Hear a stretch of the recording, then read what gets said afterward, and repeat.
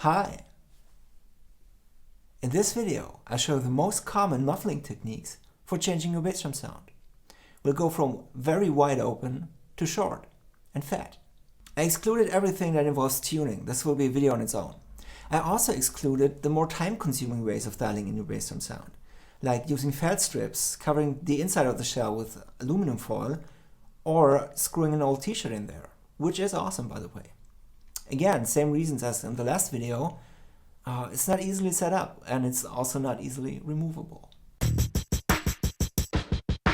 For miking the bass drum, I use an AKG D12 VR without any of the built-in presets. For the rest, we use a good old SM57 as kind of a low overhead to catch the snare drum and the hi-hat, and also a tiny bit of room sound. There's no EQ, compression, reverb, gate, or any kind of post-processing going on. It's just the flat microphone sounds. Here's the tuning I went with.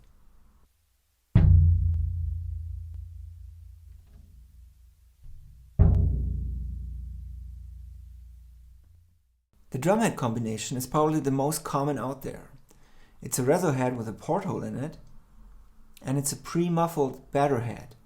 In this case, it's an Evans EMAT clear, and there's no additional muffling on the drum head.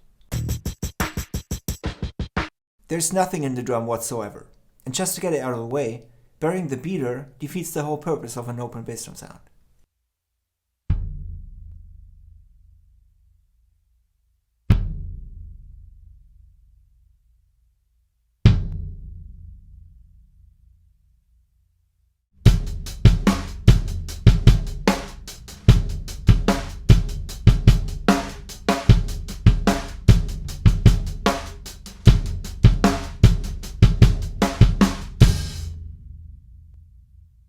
Okay, that's a big and very open sound. But you probably also could hear some high frequencies and some reflections from the inside of the shell. Most people refer to this as the infamous basketball sound. A wide open bass drum sound can also be problematic on stage, where low frequencies from the bass player can cause feedback from your bass drum. So one way to fix all this is by actually miking up the batter head instead of the front head. I know this is kind of unpopular for a variety of reasons, like you might get weird sounds from the reso heads, or the snares, or your pedal. And it's also kind of hard to find a spot. Let's try it anyways.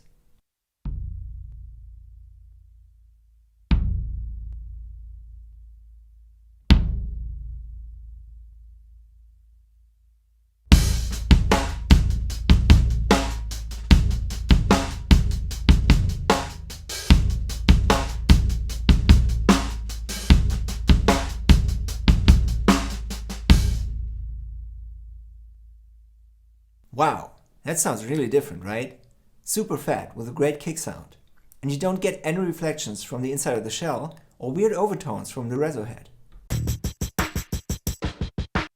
Now, we only muffle the inside of the shell with a blanket. Make sure it's not touching any of the drum heads. It's also pretty convenient if you're using a boundary microphone, like a Shure Beta 91A or a biodynamic TG D71, since you'll need something to put it on anyways.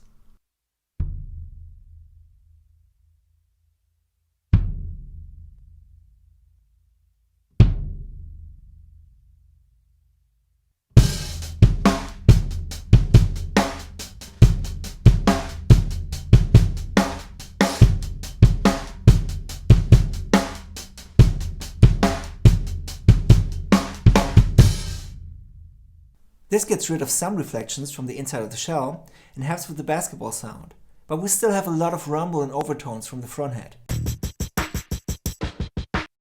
This one is very common and effective. I use a small towel, or a t-shirt, or whatever, and basically just lay it directly in the porthole.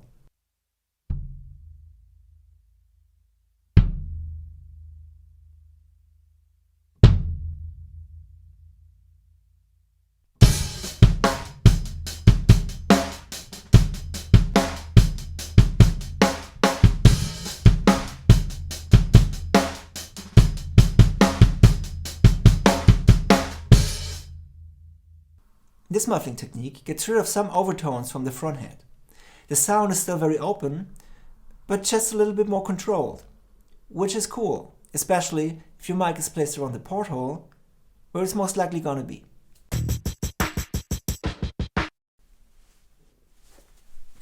Some people will recall Simon Phillips doing this on a VHS tape back in the 90s. You roll up 2 towels to apply a small amount of muffling directly to both drum heads. You can also use some tape to make sure the towels stay in place. So we basically only muffle the drum heads, but not the shell.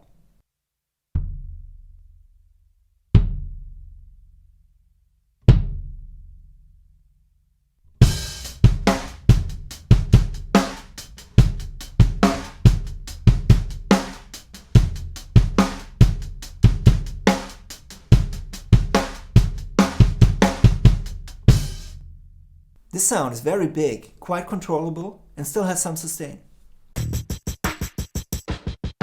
This is probably what most people use, a blanket or a pillow that's touching both drum heads. There's only one issue with this. If you put too much stuff in there, it will take the sound of your drum completely out of the equation. So your bass drum will sound like a drum head plus a pillow, no matter how expensive it was.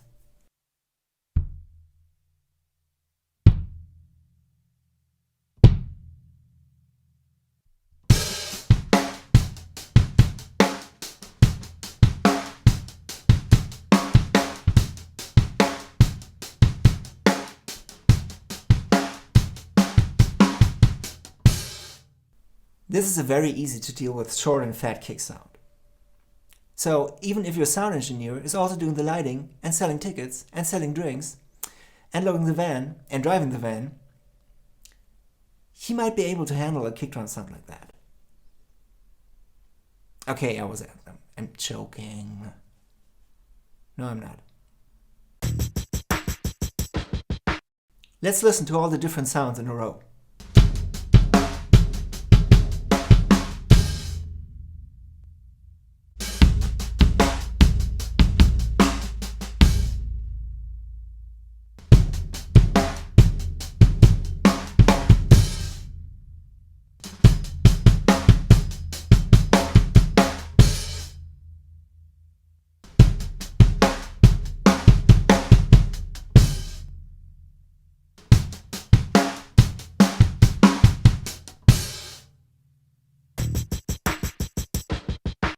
I can't stress enough how helpful it is to be flexible with your bass drum muffling.